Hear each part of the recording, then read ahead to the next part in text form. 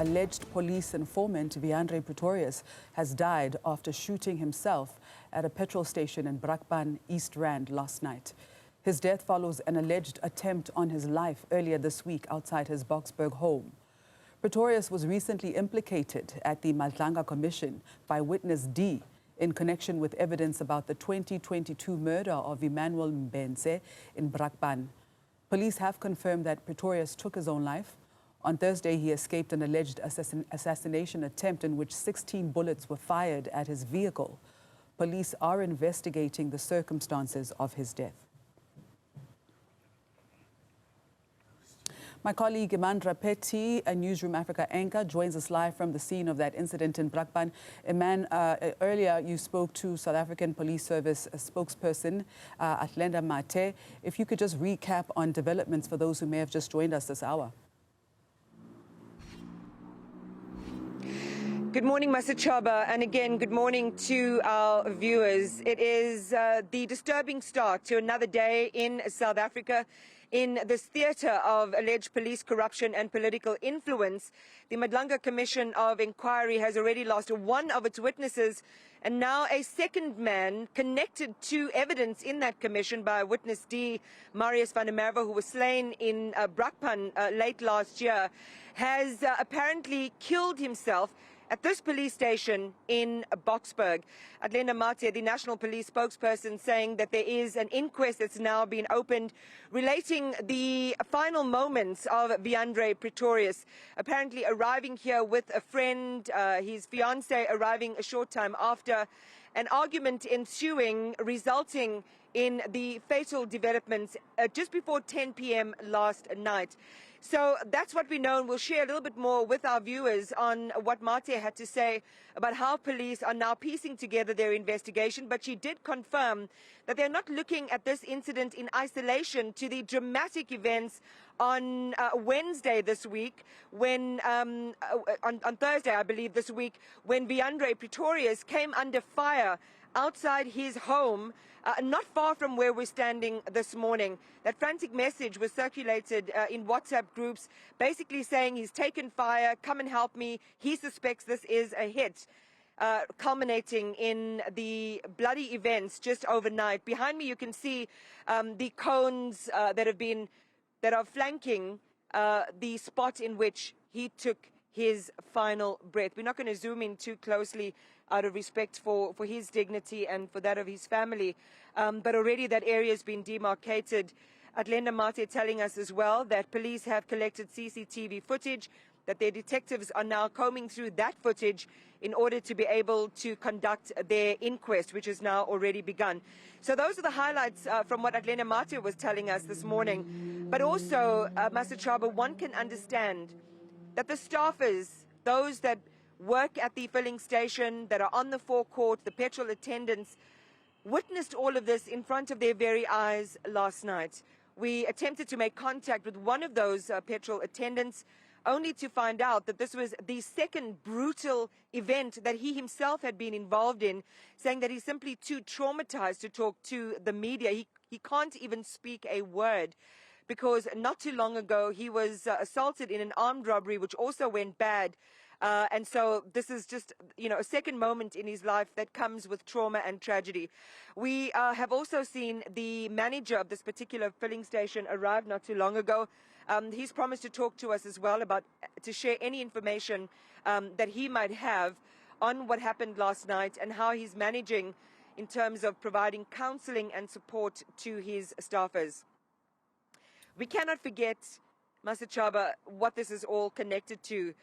The dramatic events of July last year, where KwaZulu-Natal Provincial Police Commissioner Lieutenant General Nhlanhla Mkhwanazi basically pointed at his own blue line with allegations of political influence and corruption. That led to the creation of the Madlanga Commission of Inquiry.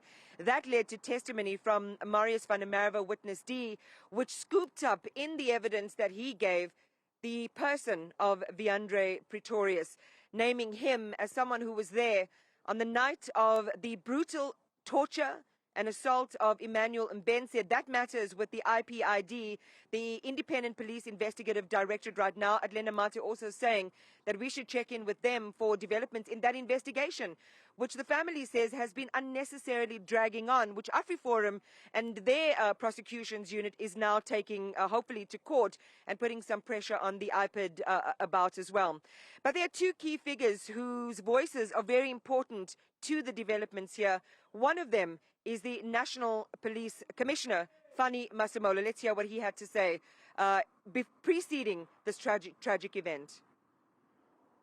Together with the NPA, led by the National Joints, we continue to assess and review the safety and security of those who have a role to play at the Commission. We have received a briefing from the Provincial Commissioners of Gauteng with regard to investigation relating to Witness D, and I'm confident that the team is in the right direction, and of course that case is part of what is being investigated by this newly established team. And while we can't confirm whether Wiandre Pretorius would have been called by the Commission to give evidence, the safety of witnesses, potential witnesses, is an issue that the Madlanga Commission of Inquiry has been taking quite seriously. And you may recall on some days when we're at the Commission, we aren't able to say, we actually don't even know who's coming to give evidence, and it's because of the tragic events surrounding the murder, the assassination of Witness D outside his Brakpan home last year. Let's hear what the spokesperson for the Commission had to say on the issue of witness protection and safety. We are concerned about the safety of all witnesses and potential witnesses. I should clarify that Mr. Pretorius was not in the sights of the Commission for the moment, and he certainly had not approached the Commission with either information or requests for assistance with his protection. But I am aware that he is the subject of an investigation by another law enforcement agency. I wouldn't want to get into the detail of that, and we are in contact with the relevant law enforcement agencies in that regard. All right, well, there you heard it from Jeremy Michaels about specifically around Wiandre Pretorius, that he wasn't being sought by the Commission immediately, but there was the possibility, it sounded like he may have been called a little bit later, and confirming again that he was someone that the IPID is and was looking at. One wonders where all of this ends in terms of what he would have said, could have said, and whether he would have further implicated other people that Witness D had implicated on the night of the murder and the dumping of the body of Emmanuel Mbense. Eldred de Klerk has been following the Madlanga Commission of Inquiry with Newzroom Afrika since the very beginning, and has, I think, a really great topographical view on how all of these events begin to play together. And I'd like to bring in his thoughts on the events of last night. Eldred, good morning. We wake up to tragic news of the passing of Wiandre Pretorius. The circumstances police are confirming is a suicide. They've shared with us some of the initial details. But as an analyst and as somebody who's had a front row seat to all of the evidence shared at the Madlanga Commission of Inquiry, particularly with regard to Witness D's testimony and the implication of Wiandre Pretorius, what do you say? What do you think?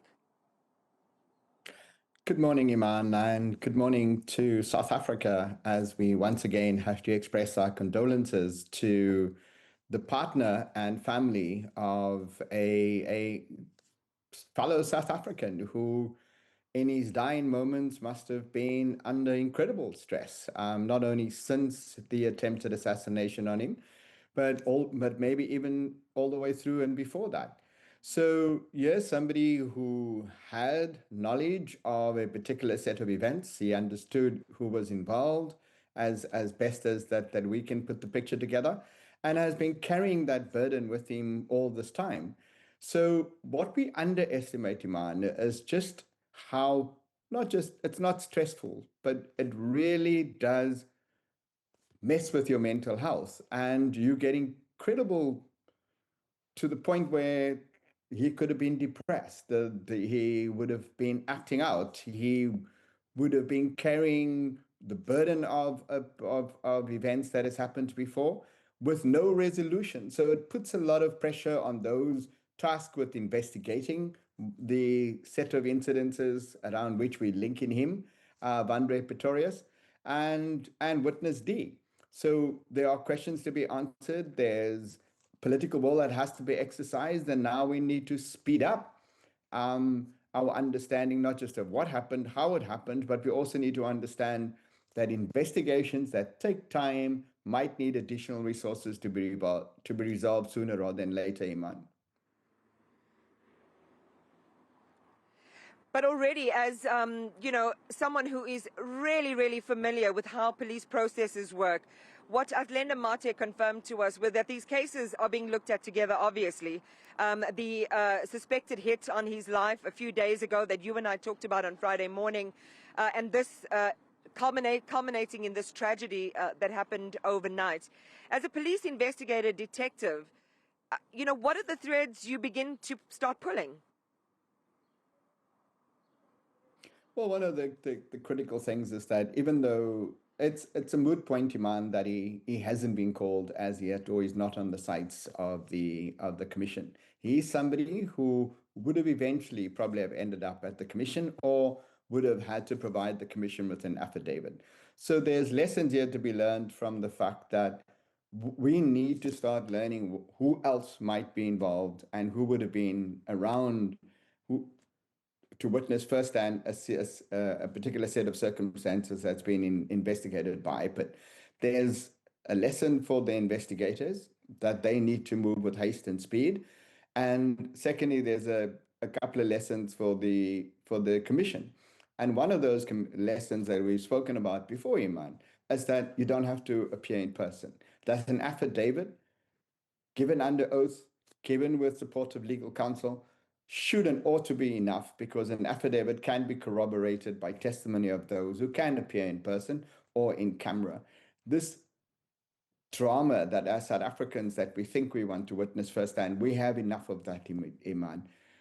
It's now more important that we get to, much like the Truth Commission, that we get to believe and get to understand what the truth of the matter is, rather than picking individual characters for particular prosecution. Some people might have to be given a deal simply because they are able to provide the commission with further detail and information to complete a picture that we have very little understanding of right now, Iman. So it is incumbent upon us to understand the seriousness of what's playing itself out at the commission and at the ad hoc committee.